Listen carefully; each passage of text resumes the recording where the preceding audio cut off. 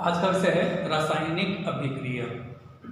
देखिए, जब दो या दो से अधिक पदार्थ मिलकर ऐसे पदार्थ बनाते हो जिनके रासायनिक गुणधर्म मूल पदार्थों से अलग हो या भिन्न हो, तो हम उसे क्या कहेंगे? रासायनिक अभिक्रिया या रासायनिक समीकरण कहते हैं। ठीक है, रासायनिक समीकरण को लिखने के तरीके कहते हैं, उनके बारे में पढ़ें। तो देखिए, सबसे पहले क्या करते हैं? मध्य में तीर का निशान लगाते हैं। नोट करते रहें साथ साथ में, मध्य में तीर का निशान लगाएं। बाएं पक्ष में यानी कि LHS में, लेफ्ट हैंड साइड में जो क्रिया करने वाले पदार्थ हैं उन्हें लिखते हैं, जिन्हें क्रियाकारक या अभिकारक कहते हैं।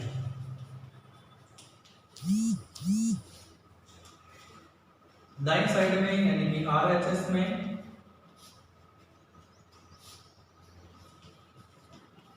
क्रियाफल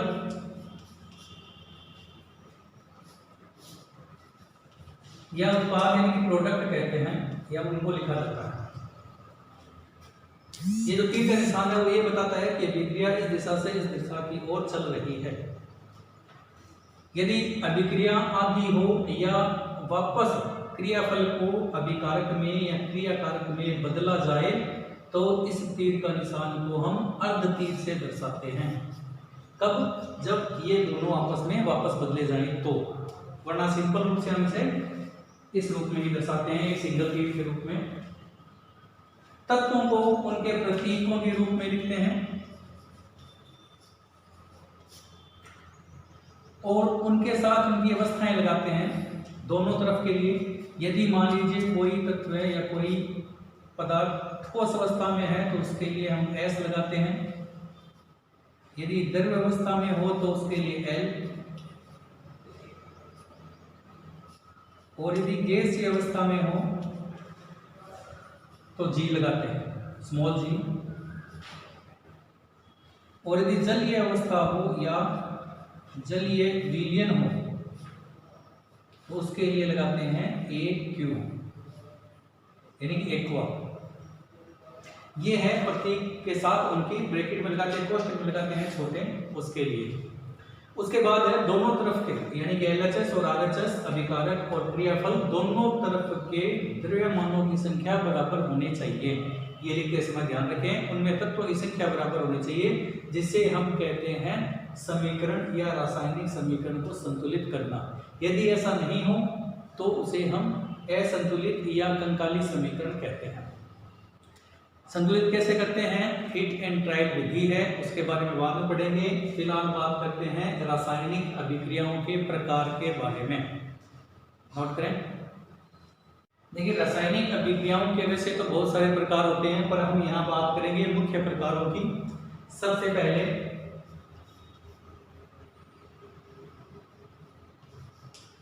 हम बात करते हैं उदाहरण से संयोजक अभिक्रिया, जिसे योगात्मक अभिक्रिया भी कहते हैं।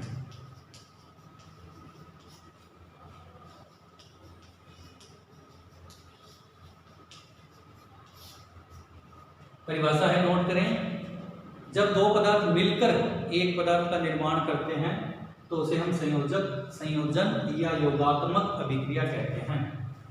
देखिए, याद नहीं रखने लिए इन्हें परिभाषाओं को लिखने का तरीका देखें। मान लीजिए ये कोई तत्व है और B कोई तत्व है, ये दोनों मिलकर एक पदार्थ बनाते हैं। दो पदार्थ मिलकर, दो तत्व मिलकर एकल पदार्थ बनाते हैं, एकल पदार्थ का निर्माण करते हैं, उसे हम कहते हैं संयोजक या योगात्मक अभिक्रिया। उदाहरण जैसे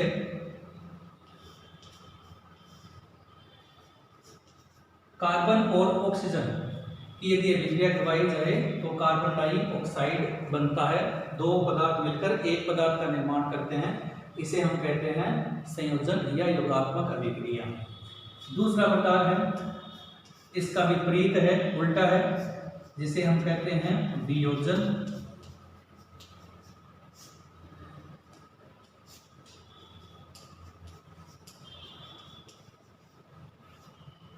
अभिक्रिया।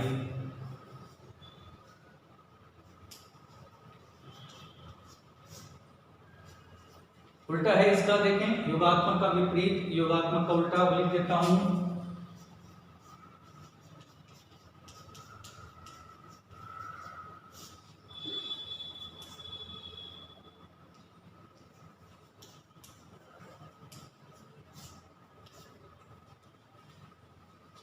इसमें एक पदार्थ या एक यौगिक जो है वो टूटकर या वियोजित होकर दो पदार्थों में बंट जाता है, इसलिए इसे कहते हैं वियोजन अभिक्रिया या विघटित अभिक्रिया।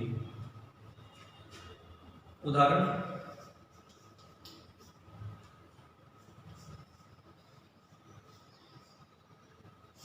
NaCl यानी कि नमक, सामान्य भाषा में इसे हम नमक कहते हैं, वैसे नाम होता है सोडियम क्लोराइड।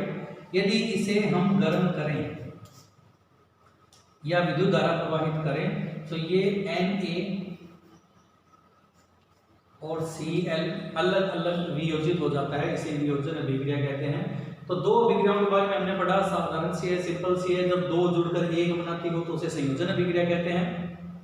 जब एक टूटकर दो भागों में बंटता हो तो उसे हम वियोजन अभिक्रिया कहते हैं। वियोजन अभिक्रियाओं के कई प्रकार होते हैं, जैसे ताप द्वारा अलग अलग किया जा सकता है, दाब द्वारा, जैसे चौक को दाब से तोड़ा जा सकता है, ठीक वैसे ही दाब द्वारा, ताप द्वारा, विद्युत द्वारा, जिसे हम विद्युत अपघटन कहते हैं, सूर्य के प्रकाश द्वारा, जैसे प्रकाश संश्लेषण अभिक्रिया होती है।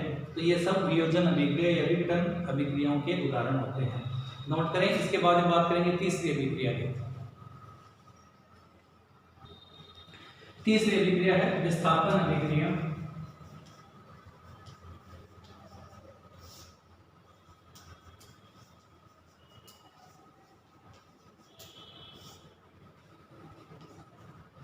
देखिए समझें, यदि मान लीजिए एक यौगिक है, उसकी अभिक्रिया किसी धातु के साथ करवाई जाए और यदि वह धातु उस यौगिक में उपस्थित धातु को उसके स्थान से हटा देता है, विस्थापित कर देता है और खुद जुड़ जाता है, तो उसे हम कहते हैं विस्थापन अभिक्रिया। देखिए ये C जो है वो A को हटा देता है और खुद जुड़ जाता है,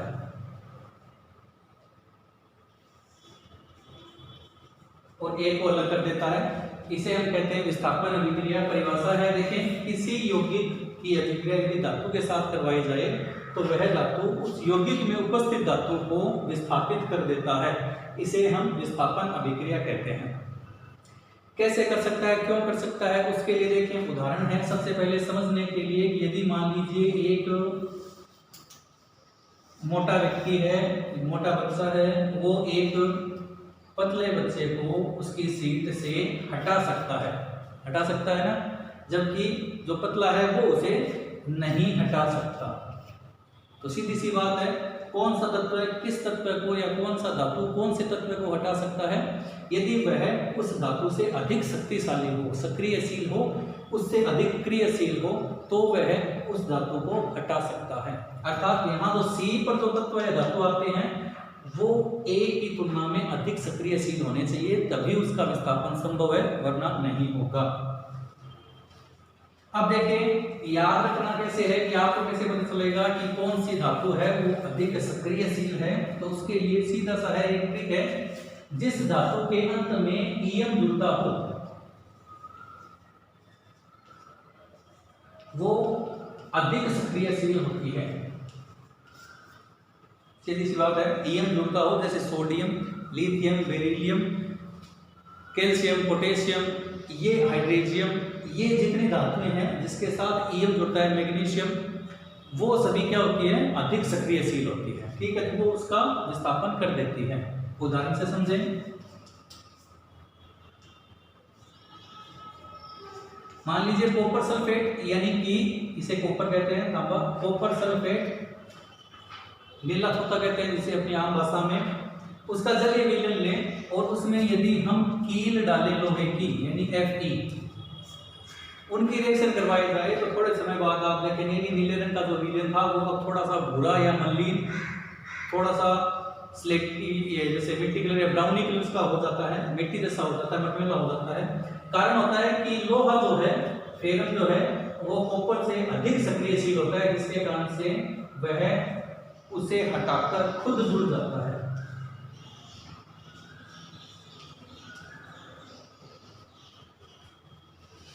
सी, एक धातु यौगिक में उपस्थित धातु को हटाकर खुद जुड़ जाता है और उसे अलग कर देता है, इसे कहते हैं हम विस्थापन अभिक्रिया।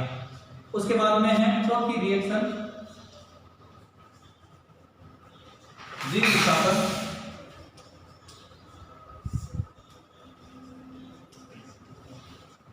देखिए नाम से ही पता चलता है जब दो विस्थापन हो, जब दो विस्थापन हो, जैसे एक यौगिक ए बी की अभिक्रिया यदि हम सी और डी यौगिक से करवाएं तो इस दूसरे यौगिक का धातु सी पहले वाले यौगिक को हटाकर खुद जुड़ जाता है, ए को हटाकर, और ए सी की जगह चला जाता है।